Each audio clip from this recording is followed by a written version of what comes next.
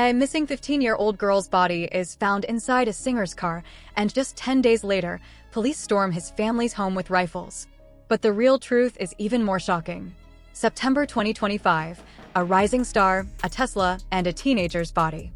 Police raids, leaked songs, and internet theories, are they all connected? The same singer who gave Gen Z its heartbreak anthems was suddenly surrounded by armed police. But is he a killer or just another victim?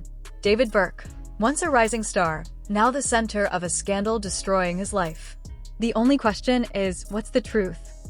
On the morning of September 18, 2025, a quiet neighborhood outside Houston was suddenly filled with armed officers. They arrived at the home of David Burke's parents, responding to a 911 call that claimed there had been a shooting and a dead body inside the house. When David's father opened the door, confused and startled, police explained why they were there. What they didn't know yet was that the entire emergency was fake, an elaborate act of swatting.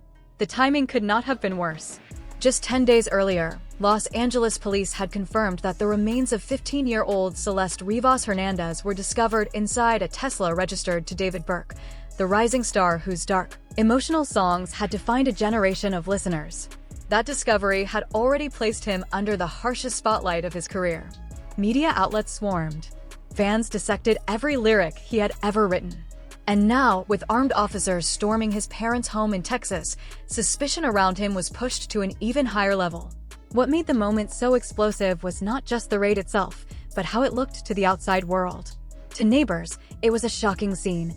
Police with rifles drawn, moving carefully across the quiet street, shouting commands as they approached the Burke family's door. To the public online, once the footage spread, it seemed like confirmation of a much darker truth, that David Burke, the singer behind haunting hits like Romantic Homicide and Here With Me, was finally being hunted down. But the reality was far stranger. This was not the result of a murder investigation. It was swatting, a dangerous hoax in which someone makes a fake emergency call to trick police into launching a militarized raid. In this case, an anonymous caller claimed there had been a shooting and a dead body inside the Burke residence. The call was fake, but the police had no way of knowing that when they arrived. To them, every possibility had to be treated as real. Inside the home, David's parents were completely unprepared for what unfolded. His father, answering the door with confusion, tried to explain that nothing had happened.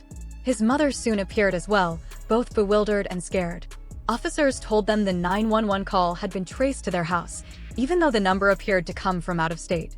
Only later would it be confirmed that the call had been spoofed, one of the common tricks swatters use to hide their identity and location. The raid ended quickly. Once officers confirmed that no crime had taken place, they left within 20 minutes. But by then, the damage was done. TMZ released body cam and witness footage of the incident, and clips of officers surrounding the Burke home spread across TikTok, Instagram, and YouTube. Within hours, hashtags about an FBI raid trended, fueling more speculation about David's connection to Celeste. For a family already caught in the chaos of grief, rumor, and media frenzy, the swatting added yet another layer of fear. And for the public, it blurred the line between fact and fiction. To many, the raid looked like proof of guilt, even though police repeatedly clarified that David had not been named a suspect. In the end, what happened in Houston was less about law enforcement and more about perception. A cruel prank turned into a viral spectacle, amplifying the suspicion surrounding David Burke at the very moment his life and career were already unraveling. Swatting, the dangerous practice of making a false report to trigger a heavily armed police response, has become disturbingly common over the past decade.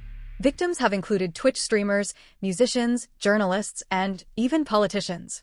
Some cases have ended in real injuries or deaths when officers, believing a violent crime was underway, charged into people's homes. In Houston, the same pattern played out. An anonymous caller, using an out-of-state number and spoofed location data, told 911 that there was a shooting at the Burke residence. Dispatchers flagged the call as high priority and sent armed officers. To the police, it looked like a genuine crisis.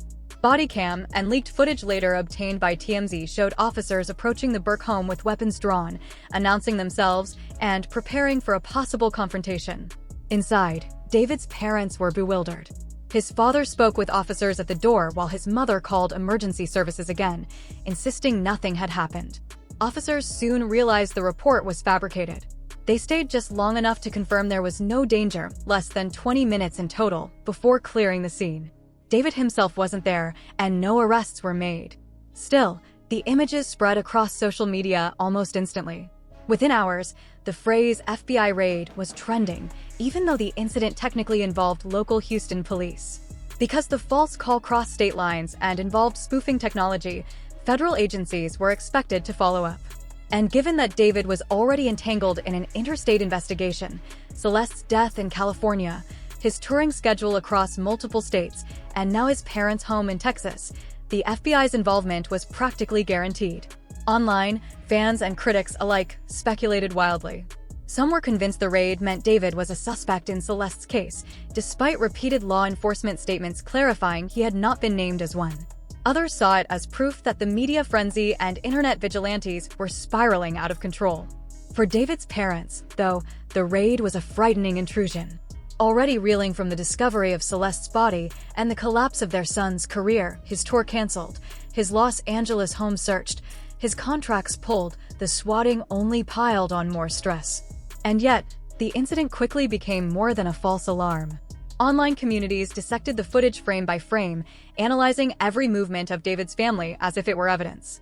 Theories spread even faster after an unreleased demo leaked, one that mentioned a girl named Celeste in unsettling detail. Many began to link the song, the body, and the raid into a single narrative, blurring fact and speculation. That's what made the Houston swatting so explosive. It wasn't just an isolated prank. It became part of a bigger storm, where internet conspiracies, law enforcement actions, and David Burke's private life collided in real time, each fueling the other in a cycle that was only growing more dangerous. On September 8, 2025, a grim discovery was made in Los Angeles. At an impound lot in Hollywood, a foul odor drew staff to a black 2023 Tesla that had been towed days earlier for parking violations. Inside the vehicle's front trunk, wrapped tightly in plastic, were human remains. Police later confirmed the car was registered in Texas to 20-year-old singer-songwriter David Burke, known worldwide simply as David, the breakout star behind viral tracks like Romantic Homicide and Here With Me. When the Los Angeles County Medical Examiner examined the body, they identified her as 15-year-old Celeste Rivas Hernandez, a missing teen from Lake Elsinore, California. Celeste's disappearance had been an on-and-off struggle for her family. In 2024 alone, she had run away multiple times, only to return home after short periods. Police logs showed at least 11 prior calls to her residence. This time, however, she never came back. Her remains told a harrowing story. Severely decomposed and weighing just 71 pounds, she appeared to have died weeks earlier, likely in the summer of 2025. No signs of trauma or pregnancy were found, and investigators ordered toxicology tests to determine the cause of death. As news spread, her community held a vigil on September 28th, remembering Celeste as shy but vibrant, a teenager with dreams of becoming an artist. But by then, David Burke's life was unraveling at breakneck speed. On September 17th and 18th, LAPD's Robbery Homicide Division executed a search warrant at a $5 million Hollywood Hills rental tied to Burke's manager. Officers carried out bags of electronics and personal belongings. Photographs of the raid quickly went viral, with many assuming David was a suspect. Police, however, stressed repeatedly that no suspects had been named. The case remained a death investigation, not a homicide. Still, perception moved faster than fact. Within days, Burke canceled the rest of his US and European tour. Venues in Los Angeles and San Francisco announced abrupt cancellations without explanation. By September 25th, Burke's management had terminated the Hollywood Hills lease and vacated the property. His landlord later admitted he hadn't even known the young star was living there. The silence only fueled speculation. Burke made no public statements. No cause of death had been confirmed. No charges had been filed. Into that vacuum, the internet rushed with its own theories. Hours after Celeste's identity was confirmed, a previously unreleased demo began circulating online. Titled Celeste, Demo Unfin, the track had been recorded in late 2023, months before her final disappearance. The lyrics were unsettling.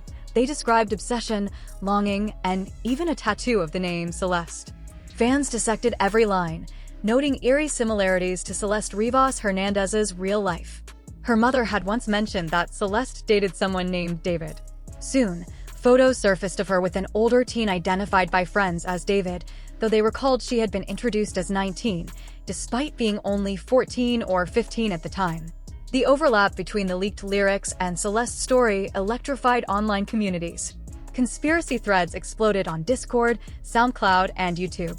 Was the song about that Celeste? Did Burke know more than he was admitting?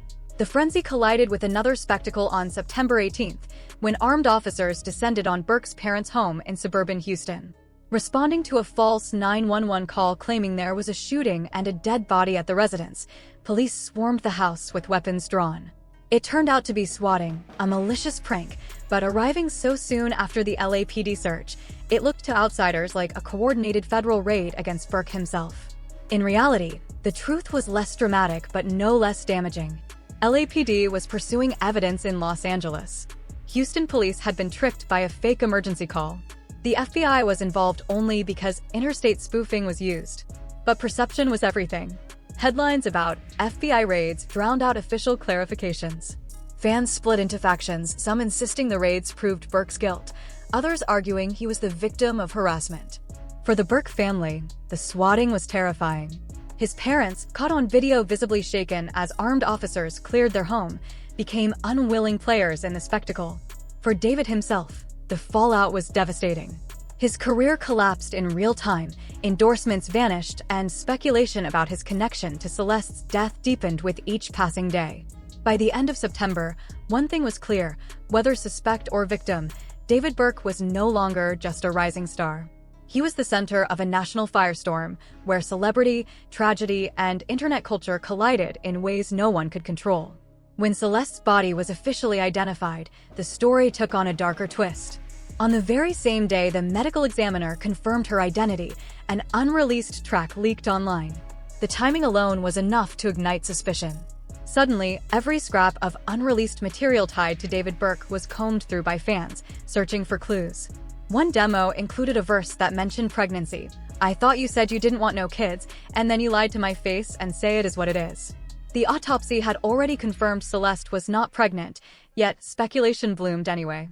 Other snippets seemed to echo Celeste's troubled past. In notes from a wrist, Burke sang, "Run away from home all in the name of love. See, run into my loving arms, and why am I so afraid?" To fans, the lyrics felt like a mirror of Celeste's repeated runaways. Another demo, "New Seats," carried the line, "Got time to cull, we got blood to spill all over the new car seats that I'm sleeping on."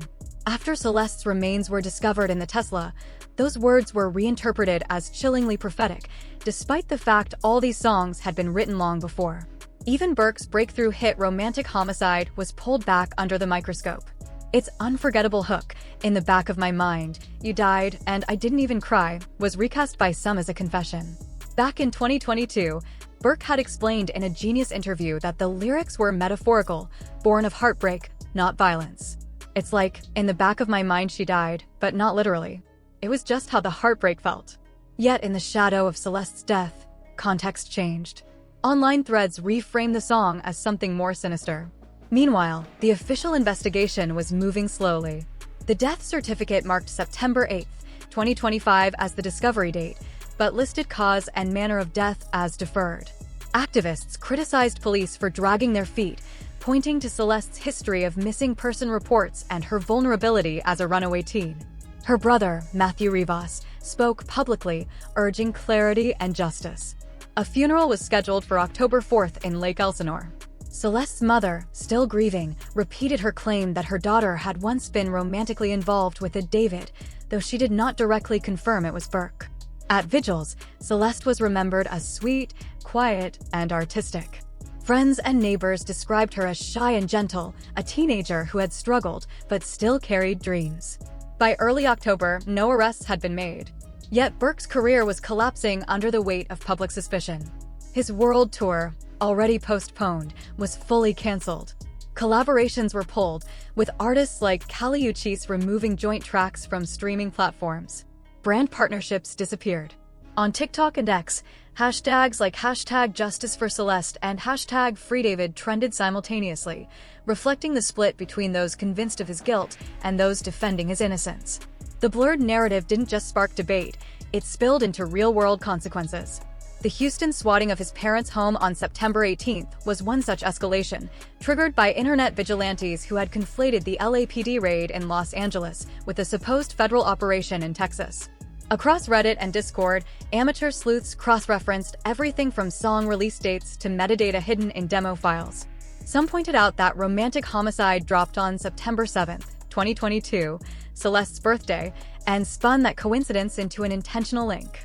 Even public figures joined the fray. Activist Charleston White defended Burke online, arguing there was no evidence tying him to the death. Others dismissed his defense as opportunism. Meanwhile, major outlets like NBC described the entire saga as a Netflix-ready story unfolding in real time.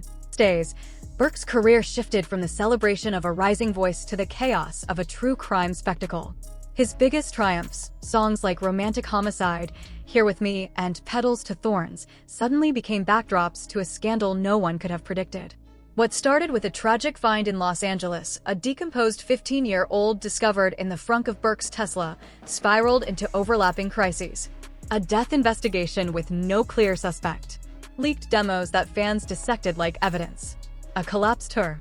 And then a swatting that blurred the line between online obsession and real-world danger. The timeline unfolded quickly. On September 8th, Celeste's body was found. On September 17th, LAPD searched Burke's Hollywood Hills rental. On September 18th, Houston police stormed his parents' home after a fake 911 call claimed there was a shooting and a body. The incidents weren't connected, but their timing painted the picture of a nationwide manhunt. Viral footage of armed officers outside his family's home only fueled that illusion. Meanwhile, the facts remained simple but incomplete. The cause of Celeste's death was still pending toxicology. No one had been charged. And the swatting, investigators confirmed, was nothing more than a malicious hoax. Yet perception spread faster than truth. On TikTok and Twitter, Burke's lyrics were treated as confessions. His demos were recast as messages. His silence, no statement since mid-September, was taken as proof of guilt by some. The fallout was swift. The tour was canceled. Collaborations vanished. Streaming platforms began quietly removing projects. In Lake Elsinore, Celeste's community mourned with vigils and, on October 4th, her funeral. Activists demanded justice for vulnerable runaways. The Houston swatting showed the danger of digital vigilantism. In minutes, an anonymous caller weaponized law enforcement against Burke's grieving family. Swatting in the U.S. has already cost innocent lives. This time, it nearly added another tragedy to a story already too heavy. Culturally, the case exposed deep fractures. Some demanded accountability for Celeste. Others defended Burke as a victim of projection and online hysteria. Media outlets warned against trial by TikTok. Still, speculation carried the loudest voice. By October 2025, the central questions remained unanswered. Why was Celeste inside Burke's Tesla? Who put her there? And what would the toxicology finally reveal? Until those answers come, the narrative is frozen between fact and rumor. Burke's career, once ready to stretch across the world, now sits in silence. Celeste's family grieves while strangers argue online. And a cultural spectacle continues to unfold with no clear ending. This story is more than scandal, it's a cautionary tale. A reminder not to confuse art with autobiography. A spotlight on how systems fail runaway youth. A warning about how swatting can turn the internet into a weapon.